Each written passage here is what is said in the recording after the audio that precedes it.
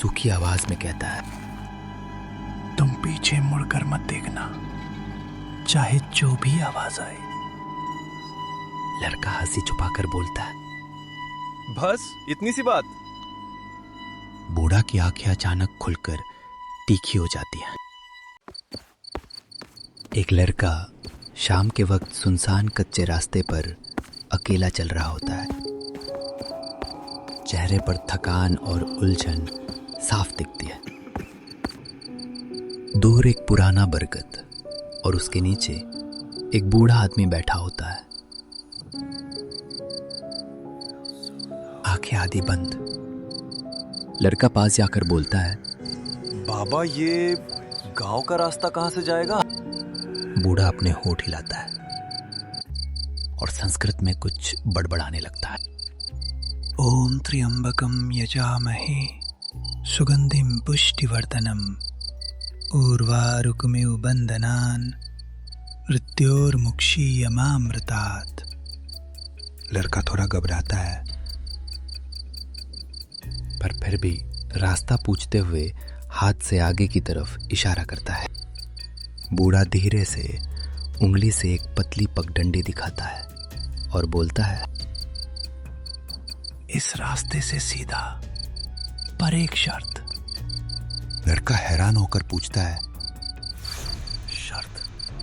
कैसी शर्त? बूढ़ा करीब आकर सूखी आवाज में कहता है, तुम पीछे मुड़कर मत देखना, चाहे जो भी आवाज आए। लड़का हंसी छुपाकर बोलता है, बस इतनी सी बात। बूढ़ा की आंखें अचानक खुलकर तीखी हो जाती हैं, जैसे वार्निंग दे रहा हो। लड़का चल पड़ता है, पर बूढ़े की संस्कृत वाली बड़बड़ाहट उसके कान में गूंजती रहती है। ओम त्र्यंबकम यजामहे सुगंधिम पुष्टिवर्धनम उर्वारुकमिव बंधनान मृत्योर्मुक्षीयमामृतात्। हवा तेज होती है, पत्ते घूमते हैं। रास्ते पर उसके कदमों की आवाज भी भारी लगने लगती है। पीछे से हल्की सी घंटी जैसी छन छन और फुसफुसाहट सुनाई देती है। लड़का अपने आप से बोलता है, नहीं देखना, बस सीधा चल निकल। उसके हाथ की मुट्ठी कस जाती है, सांस तेज हो जाती है। अचानक पीछे से बूढ़े की आवाज जैसी आती है, बेटा रुक जा। निखिल एक पल के लिए ठिठक जाता है, गर्दन आधी मुड़ने लगती है। उसकी आंखें डर से बड़ी हो जाती हैं। लड़का अपनी गर्दन पूरी तरह पीछे घुमा देता है। उसकी आंखें फट जाती हैं, क्योंकि बूढ़ा आदमी अब वहां नहीं होता। उसकी जगह एक लंबा काला साया खड़ा होता है, जिसके कंधे टेढ़े और आंखें काली होती है। साया संस्कृत में वही बड़बड़ाहट दोहराता है, ओम त्र्यंबकम यजामहे सुगंधिम पुष्टिवर्धनम उर्वारुकमिव बंधनान मृत्योर्मुक्षीयमामृतात्। पर अब आवाज भारी और टूटती हुई लगती है। लड़का घबराकर कहता है, तू कौन है? साया धीरे धीरे रोशनी में आता है और ब्रह्म राक्षस का रूप दिखने लगता है। हड्डी जैसे हाथ और गले में पुरानी रुद्राक्ष की माला। वो हंसता है और बोलता है,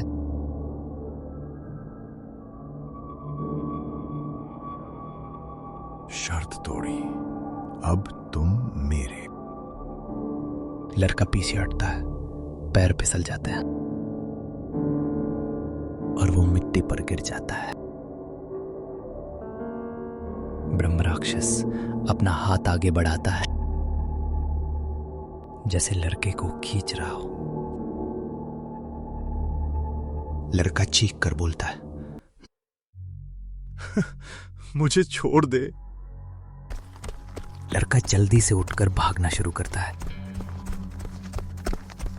पगडंडी अब पहले से ज्यादा लंबी और अंधेरी लगती है। मुड़कर देखा ना, अब भागोगे कहां? हवा में धूल का बवंडर उठता है और बरगद के पत्ते उल्टे घूमने लगते हैं। निखिल दौड़ते दौड़ते बोलता है, मैं गांव पहुंच जाऊं बस। उसके कान में फिर संस्कृत फुसफुसाहट घुस जाती है, जैसे कोई उसके बिल्कुल पास हो। लड़का एक पुराने मंदिर के टूटे दरवाजे तक पहुंचता है और अंदर घुस जाता है। पर दरवाजे पर नाखूनों की खरोच की आवाज आती है। ब्रह्म राक्षस बाहर से बोलता है, ये मंदिर भी तुम्हें नहीं बचा पाएगा। लड़का कांपते हुए मंदिर के अंधेरों में देखता है। अंदर सिर्फ अंधेरा और धूल। बाहर से खरोच और हंसी तेज होती जाती है। लड़का अंदर भागता है।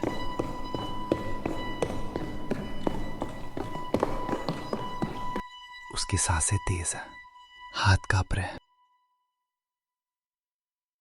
बाहर ब्रह्म राक्षस की सांस दरवाजे पर महसूस होती है।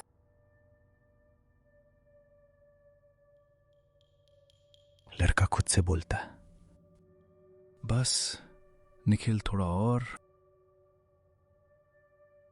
मंदिर की दीवार पर पुराने चित्र दिखते हैं। लड़का चित्र देखकर बोलता है, ब्रह्म राक्षस यही है। ब्रह्म राक्षस बाहर से गुर्राता है, मेरा नाम मत ले। दरवाजे की लकड़ी थोड़ी थोड़ी टूटने लगती है।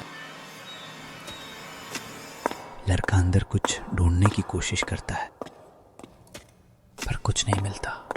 कोई मदद, कोई हथियार नहीं। लड़का मंदिर के कोने में छिपने की कोशिश करता है। ब्रह्म राक्षस की हंसी रुक जाती है और वो धीरे से बोलता है, तुम थक जाओगे और मैं अंदर आ जाऊंगा। दरवाजे में दरार से ब्रह्म राक्षस की काली आंख झलकती है। लड़का डर से पीछे सरकता है, कोई बचाव नहीं। ब्रह्म राक्षस दरवाजे पर जोर का वार करता है। लकड़ी चर्राक से फट जाती है। ब्रह्म राक्षस अंदर घुस आता है। उसका रूप और भयानक। लड़का पीछे हटता है,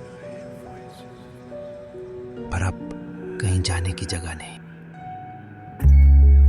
ब्रह्म राक्षस पास आता है, हाथ बढ़ाता है। लड़का चीखता है, नहीं। लड़का मंदिर में पड़ी एक पुरानी लोहे की सरिया उठाता है। वो ब्रह्म राक्षस की तरफ बढ़ता है।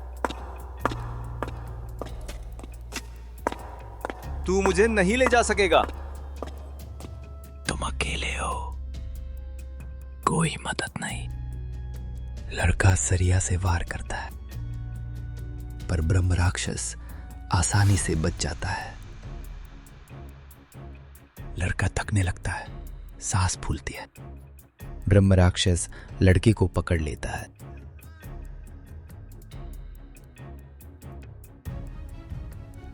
पर कमजोर पड़ता जाता है। ब्रह्म राक्षस फुसफुसाता है, अब तुम मेरे हो। लड़का आखिरी कोशिश में सरिया से ब्रह्म राक्षस के गले की रुद्राक्ष माला पर वार करता है। माला का एक दाना टूटता है। ब्रह्म राक्षस चिल्लाता है।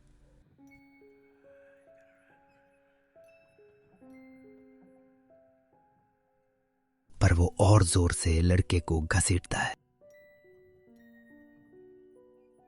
लड़का जमीन पर गिरता है। ब्रह्म राक्षस उस पर झुकता है। ब्रह्म राक्षस की काली आंखों में और ज्यादा गुस्सा भर गया। लड़के की आंखें बंद होने लगती हैं। अचानक ब्रह्म राक्षस का शरीर कांपने लगता है। शायद माला टूटने से थोड़ा कमजोर हुआ, पर वो फिर भी लड़के को उठाता है। लड़का बेसुध हो जाता है।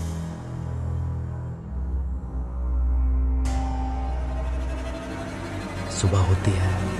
मंदिर खाली, सिर्फ टूटे रुद्राक्ष दाने बिखरे पड़े हैं। लड़के का शरीर जमीन पर पड़ा है। आंखें खोली, पर जिंदगी नहीं। ब्रह्म राक्षस कहीं नहीं दिखता, शायद नई शिकार की तलाश में। बरगद के नीचे अब कोई नहीं, पगडंडी सुनसान। दूर से गांव की आवाजें आती है, पर कोई। शर्त कभी मजाक नहीं होती, और कभी कभी पीछे मुड़ना आखिरी गलती बन जाता है।